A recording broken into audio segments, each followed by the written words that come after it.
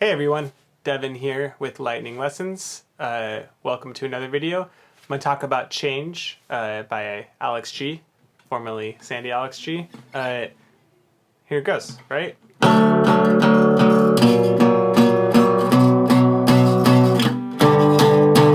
Okay, that's actually the whole song, just that one chord progression.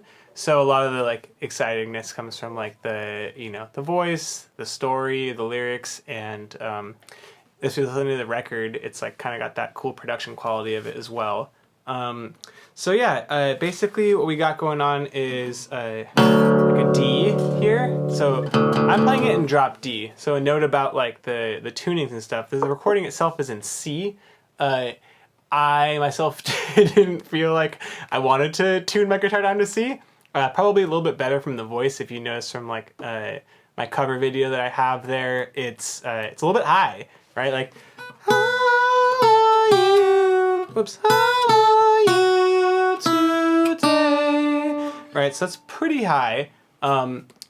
If that's something that is challenging for you, another way to approach that would be doing an octave lower. Just be like, how are you today? I saw your friends band play a little show. And that also would work pretty well. So again, this is kind of like the concept with the Samia video we went into, is just figuring out what fits for your voice if you're trying to do a cover of a song or just trying to play around with it. Just for convenience sake, I also wanted to do D again because of the whole tuning the guitar. So real quick, in case you don't already know, some of you probably do know, drop D. All you do is you take your, what was your low E string, right, and you tune it down to match a D. So if you don't have a tuner, you could just match it to the D string itself. So if I was in standard, it would be here, and I would just kind of play this D string, and I would slowly go down until you notice it match. And depending on where you're at in your guitar journey, that could be pretty straightforward, could be very challenging. So give yourself plenty of time to kind of just focus on that as something if that's new for you. A lot of people also like to check the harmonic of the 12th fret. And if you don't know what a harmonic is, right, that's just the action of putting your finger kind of directly over the fret and slightly touching, and then you pluck. Right? Different than when you fret a note, right, which is where you push it down and you're behind that fret and you're playing it. So 12th fret's the easiest way to explore harmonics. So if you play that 12th harmonic, you'll notice that it resonates with the D string if it's actually in tune. Alternatively, just use a tuner, all that kind of stuff. So now we're in drop D.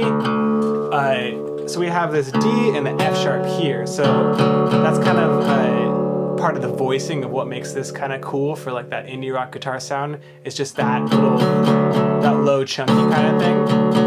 So you have that, open D, and then this is the 9th fret on the A string, using my ring finger for that. So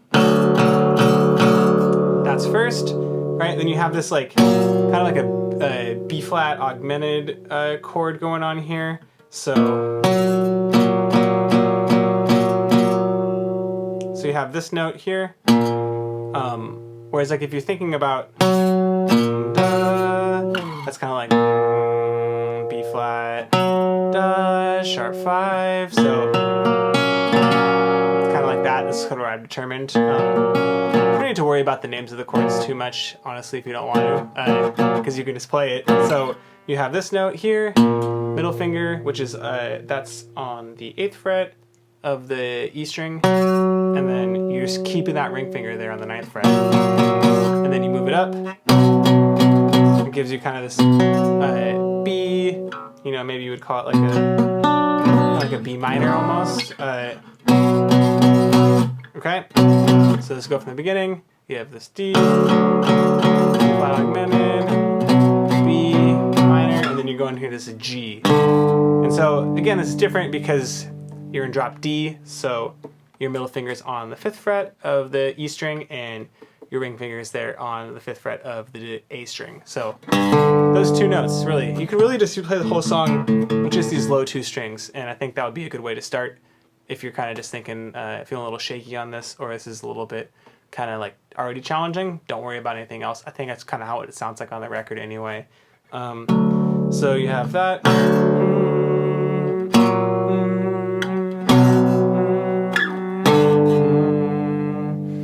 Right? And with that, you can play the song. So, how are you today? I saw your friends and play. Just like that, right? And the strumming just kind of like 1 and 2 and 3 and 4 and chunka, chunka, chunky song. Chunka, chunka, chunka, chunka, chunka, chunka, chunka, chunka. And that's it. It's just that driving little chunkiness throughout the whole thing. With that, you could just like pause video and just like work on it, right? You could just practice that. I'll add some more stuff to it. So here's another idea. Thinking about trying to learn, which I showed you briefly, the vocal melody on the guitar might help you with, depending on where you're at in your singing, to figure out how to play and sing the song, right? So if you're on the E string, that B note right here, which is the 7th fret, da, da. So 7th fret, 5th fret, 2nd fret, open, 3rd fret on the B string. How are you today? I saw your friends band play.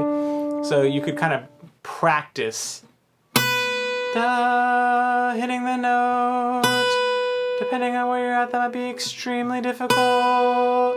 And if you're trying to like kind of mimic the high sound of the singing, then that's where you are. Also pretty hard. But I think the low sound is cool too. I liked how are you today? Saw your friends. A little kind of rhythmic note back to the strumming pattern that I kind of added in my cover that I thought was kind of cool. It's just like a little rest, because I just feel like that fits into kind of the feeling of the song. So that's sort of like this.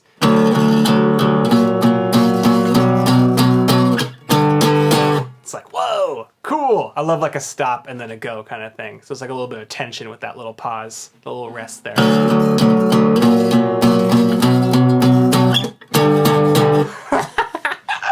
And again, that's not in the recording. So, but I'm a big fan of like if you're learning something and you're trying to play it, that you put your own little spin on it and you kind of like incorporate it into what's meaningful for you, which is kind of why I think the song resonates with somebody anyway, right? Is that like the storytelling, the vibe, the sound, the feeling that it evokes, it's like there's something in it that resonates with you and it kind of becomes incorporated, integrated into like something, you know, relevant to your story. So you can express that musically, right? And my little tiny little bit was I kind of thought like, I just like that little piece. So yeah, this whole section, we're all just talking about like nice to haves, right? Because we already kind of covered like basics that you could just play the song with. And the last one I'll go into is this. You can add another note on the D string, which is going to be like this for each chord, like da, da, da, da. Either one actually, da or da. So that's going to be with the same chords, open, 9th fret, 5th fret on D, then you go to middle finger here, which is both on the 8th fret. Then you get your pinky in here, and then you keep that same shape. Just a little bit more complexity to the harmony by adding that extra note. So you have.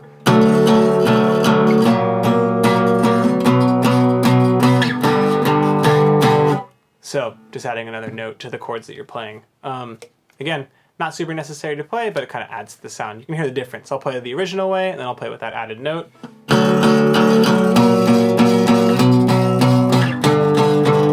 With the added note.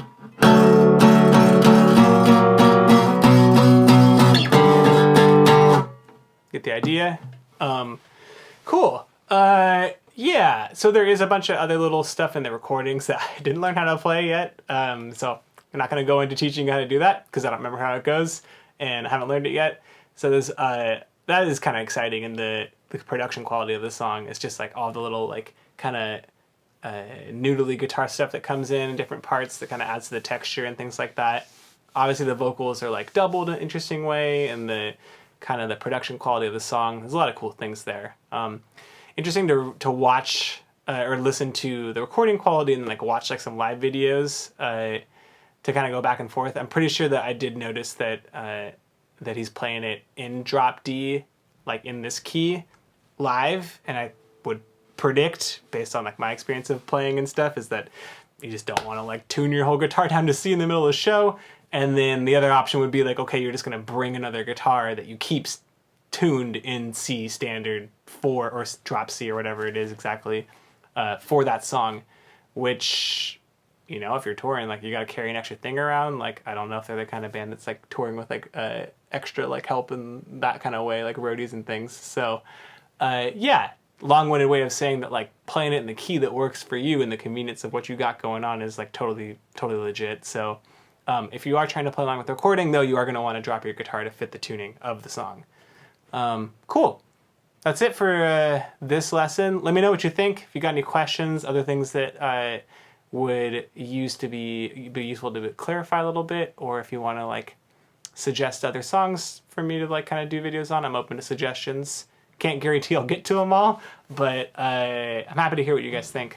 So thanks again for stopping by, and I wish you all the best in your musical journeys. So talk to you soon. Bye. Hello, these videos are supported by donation.